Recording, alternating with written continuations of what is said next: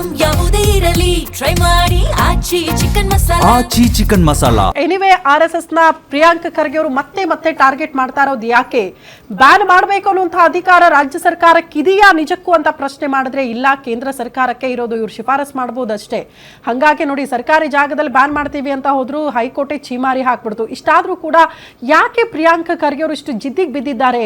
ರಾಜ್ಯದಲ್ಲಿ ಜ್ವಲಂತ ಸಮಸ್ಯೆಗಳಿದೆ, ಅನೇಕ ಸಮಸ್ಯೆಗಳನ್ನ ಜನ ಫೇಸ್ ಮಾಡ್ತಿದ್ದಾರೆ. ಅದ್ರ ಬಗ್ಗೆ ಗಮನ ಕೊಟ್ಟು ಏನೋ ಒಂದು ಸಂಚಲನ ಸೃಷ್ಟಿ ಮಾಡಬೇಕಾದಂತಹ ಗೃಹ ಸಚಿವರು ಬೇಕಾಬಿಟ್ಟಿಯಾಗಿ RSS ನ ಹಿಡ್ಕೊಂಡು ಕೂತ್ಕೊಂಡ್ಬಿಟ್ರೆ ಹೇಗೆ? ಈ ಪ್ರಶ್ನೆ ಇದೆ. ಇದ್ರ ಬಗ್ಗೆ ಇವತ್ತು ಸುದೀರ್ಘವಾಗಿ ಚರ್ಚೆ ಮಾಡೋಣ. ನಮ್ಮ ಜೊತೆಗೆ ಅತಿಥಿಗಳು ಜಾಯ್ನ್ ಆಗಿದ್ದಾರೆ, ಅವ್ರನ್ನ ವೆಲ್ಕಮ್ ಮಾಡ್ಕೊಳ್ಳೋಣ. ಹಿರಿಯ ಪತ್ರಕರ್ತರು ಆದಂತಹ ರಾಜೇಂದ್ರ ಸರ್ ಇದ್ದಾರೆ. ಸರ್ ನಮಸ್ತೆ, ಕಾರ್ಯಕ್ರಮಕ್ಕೆ ಆತ್ಮೀಯ ಸ್ವಾಗತ. ಹಿಂದೂ ಮುಖಂಡರು ಆದಂತಹ ವಾಸುದೇವ್ ಕಶ್ಯಪ್ ಸರ್ ಇದ್ದಾರೆ. ಸರ್ ನಮಸ್ತೆ, ಕಾರ್ಯಕ್ರಮಕ್ಕೆ ಆತ್ಮೀಯ ಸ್ವಾಗತ. ಕಾಂಗ್ರೆಸ್ ವಕ್ತಾರರು ಆದಂತಹ ನಾರಾಯಣ ಸ್ವಾಮಿ ಸರ್ ಇದ್ದಾರೆ. ಸರ್ ನಮಸ್ತೆ, ಕಾರ್ಯಕ್ರಮಕ್ಕೆ ಆತ್ಮೀಯ ಸ್ವಾಗತ. ಮೊದಲು ರಾಜೇಂದ್ರ ಸರ್ ಹತ್ರ ಹೋಗ್ಬಿಡ್ತೀನಿ. ಸರ್, ಆಸ್ ಅ ಪತ್ರಕರ್ತರಾಗಿ ಪ್ರಿಯಾಂಕ್ ಖರ್ಗೆ ಅವರನ್ನ ನಡೆಯ ನೋಡ್ತಾ ಇದ್ರೆ ಪದೇ ಎಲ್ಲಾ ವಿಚಾರಗಳನ್ನ ಬಿಟ್ಟು RSS ಹಿಡ್ಕೊಂಡು ಕೂತಂಗಿದೆ. ತಾವು ನೋಡ್ದಂಗೆ ಹೆಂಗೆ ಅನಿಸ್ತಾ ಇದೆ ಈ ಬೆಳವಣಿಗೆ ಅಂತ? ಇಲ್ಲ, ಒಂದೊಂದು ಸಾರಿ ಏನಾಗುತ್ತೆ, ಇದು ಅನ್ವಾರಂಟೆಡ್ ಹಾಗೆ ಅಂತ ಅನ್ಸುತ್ತೆ. In the interest of course there are many issues to bear interest. ಇದು ಇವತ್ತಿಂದಲ್ಲ, ಇದು RSS ಮತ್ತು ಇದನ್ನು ನಿಷೇಧ ಮಾಡಬೇಕಾ ಬಿಡಬೇಕಾ ಅಂತ ನಮ್ಮ ದೇಶಕ್ಕೆ ಸ್ವಾತಂತ್ರ್ಯ ಜವಾಹರ್ಲಾಲ್ ನೆಹರು ಕಾಲದಿಂದಲೂ ನಡೀತಾ ಇದೆ. There is a long history for this. 1950 ಬರುತ್ತೆ. ಆದರೆ ಇಲ್ಲಿ ಒಂದು ಪ್ರಶ್ನೆ, ಇಲ್ಲಿ ಡಿಸ್ಪ್ಯೂಟ್ ಅನ್ನೋದು ನೋಡಿ, ಇದು ಹೇಗೆ ರೈಸ್ ಆಗುತ್ತೆ ಅಂತ ಹೇಳಿದ್ರೆ, ಈಗ ಪ್ರಿಯಾಂಕಾ ಖರ್ಗೆ ಅವ್ರು ರೈಸ್ ಮಾಡಿರ್ತಕ್ಕಂಥ ಕೆಲವು ಲೀಗಲ್ ಇಶ್ಯೂಸ್ ಅಫ್ಕೋರ್ಸ್. ಈಗ ಸ್ಪಷ್ಟವಾಗಿ ಭಾಗವತ್ ಅವ್ರು ಹೇಳಿದ್ರು, we are not getting funds from the government, so the question does not arrives ಅಂತ ಒಂದು ಹೇಳಿದ್ರೆ. ನಂಬರ್ 1. BK ಹರಿಪ್ರಸಾದ್ ಅವರು ಹೇಳ್ತಾರೆ, ಇಡೀ ಪ್ರಪಂಚದಲ್ಲಿ ನಮ್ಮ ಒಂದು ದೊಡ್ಡ ಆರ್ಗನೈಸೇಷನ್ನು ಸದಸ್ಯರಿರ್ತಕ್ಕಂಥ NGO ಅನ್ನೋದು ಒಂದು ಮಾತು ಅವರು ಸ್ಪಷ್ಟವಾಗಿ ಹೇಳಿದ್ದಾರೆ. ಅದು ಕೇಳಿದೆ. ನನ್ನ ಪ್ರಶ್ನೆ ಇಷ್ಟೇ, whether RSS is NGO, whether RSS though it is not getting the funds according to the constitution, is it not to be registered ಅನ್ನೋದು. 2, ರೈಟ್ ಟು ರಿಲಿಜನ್ ಅಂತ ಬಂದರೆ, ಇದು there is a lot of legal conflicts Shruti ಈ ವಿಚಾರದಲ್ಲಿ. ಬಹುಶಃ ಈ ದೇಶದಲ್ಲಿ ಮತ್ತೆ ಕೇಶವಾನಂದ ಭಾರತಿ ಅಂತ ಕೇಸಿನ ಒಂದು ಪರಿಣಾಮ ಏನಿದೆ ಇಲ್ಲಿದೆ. ಕಾನೂನು ತಜ್ಞರು ಪಕ್ಕದಲ್ಲೇ ಇದ್ದಾರೆ, ವಕೀಲರಿದ್ದಾರೆ, ನ್ಯಾಯ ತಜ್ಞರೆಲ್ಲ ಇದ್ದಾರೆ. ಬಹುಶಃ ಈ ಒಂದು ಪಟ್ಟು ನೋಡಿದರೆ ಪ್ರಿಯಾಂಕಾ ಖರ್ಗೆ ಅವರು ಹಾಕಿರ್ತಕ್ಕಂಥ ಬಿಗಿಪಟ್ಟು chasing, of course I don't say it is a witch hunting ಅಂತ ನಾನು ಹೇಳೋದಿಲ್ಲ, ಆದರೆ ಅವರು ಏನು ಚೇಸ್ ಮಾಡ್ತಾ ಇದ್ದಾರೆ, ಒಂದು ರೀತಿಯಲ್ಲಿ ಪ್ರೊಸೀಜರಲ್ ಆಗಿ ಅಟ್ಯಾಕ್ ಮಾಡ್ತಾ ಇದ್ದಾರೆ ಅವರು. ಇದಕ್ಕೆ ಉತ್ತರಗಳು ಯಾರು ಕೊಡಬೇಕು? Of course the Supreme Court of India, which is the custodian of the constitution of this country, it has to decide.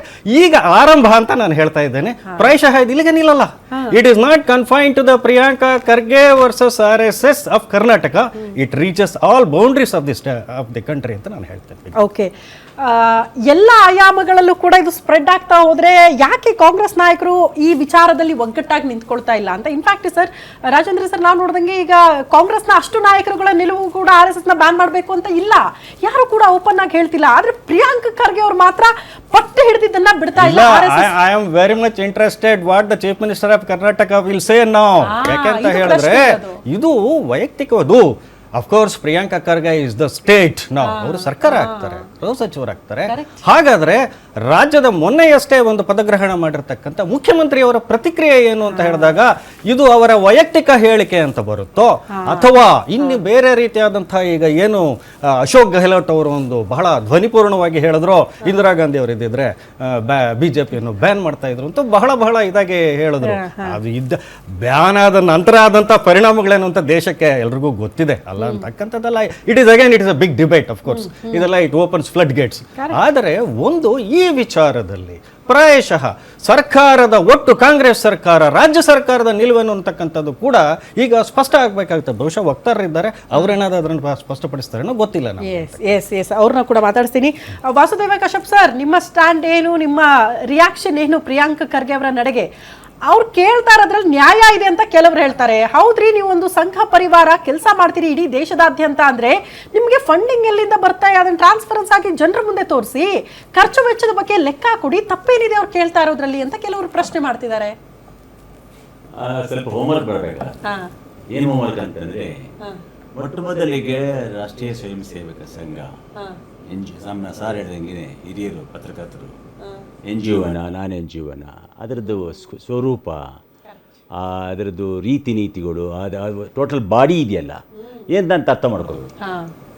ಆ ಬಾಡಿ ಮೊದಲು ಸ್ಪಷ್ಟವಾಗಿ, ಬಾಡಿ ಅಂತಂದರೆ ಸ್ಟ್ಯಾಚ್ಯುಟರಿ ಬಾಡಿ ಅಂತ ಕರಿತೀವಿ.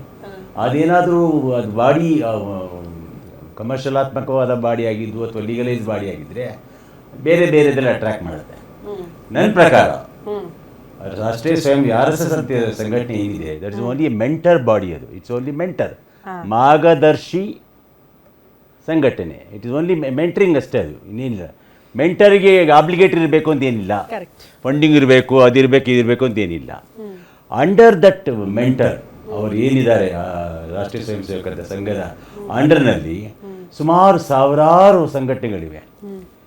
ಅದರೊಳಗೆ ಪೊಲಿಟಿಕಲ್ ವಿಂಗ್ ಬಂದ್ಬಿಟ್ಟು ಭಾರತೀಯ ಜನತಾ ಪಾರ್ಟಿ, ABVP ವಿದ್ಯಾರ್ಥಿ ಸಂಘಟನೆ, ಭಾರತೀಯ ಮಜ್ದೂರ್ ಸಂಘ ಅದು ಕೂಡ ಒಂದು ಕಾರ್ಮಿಕ ಸಂಘಟನೆ.